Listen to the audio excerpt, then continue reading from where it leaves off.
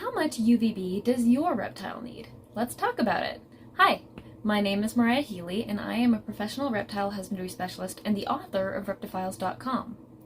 Over the course of millions of years of evolution, every reptile has specifically and remarkably adapted to a specific type of environment and lifestyle.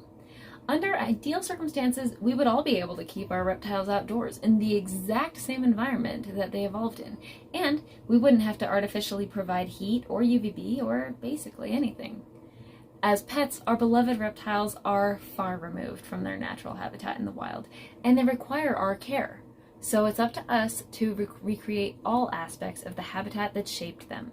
Temperatures, humidity, UVB, substrate, diet, territory size, etc. When we succeed in this effort, we enable them to truly thrive, not just survive, in captivity. Both UVA and UVB are present in all reptiles' natural habitats. However, the exact amount that is present varies from habitat to habitat. Different types of reptiles from different microclimates require different levels of UVB. There is no one-size-fits-all solution. You can't walk into a pet store, grab whatever UVB bulb looks good, or cheapest, and walk out. However, most reptiles fit into one of four categories, known as the Ferguson Zones. Zone 1 describes crepuscular reptiles and shade dwellers like ball pythons, crested geckos, and leopard geckos. Zone 2 describes partial sun and occasional baskers, like red-footed tortoises, green anoles, and boa constrictors. Zone 3 describes open and partial sun baskers, like red-eared sliders, day geckos, and blue-tongued skinks. And Zone 4 describes midday open sun baskers, like bearded dragons and uromastyx. Each of these zones is defined by a certain range of UV index measurements. UV index, or UVI, is how we measure UVB radiation. It was initially developed by the World Health Organization, United Nations Environment Program, and the World Meteorological Organization as a way to raise awareness of the risks of excessive exposure to sunlight, and to alert people of when and where the sunlight is strong enough to cause skin damage.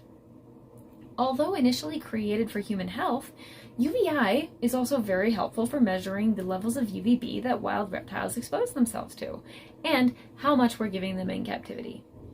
Although you can check the paper How Much UVB Does My Reptile Need? The UV Tool, a guide to the selection of UV lighting for reptiles and amphibians in captivity by Dr. Francis Baines et al. To figure out what range of UVI your reptile needs, I found it's much easier to simply use the online Arcadia Interactive UV Index Lighting Guide, which uses that paper as its foundation.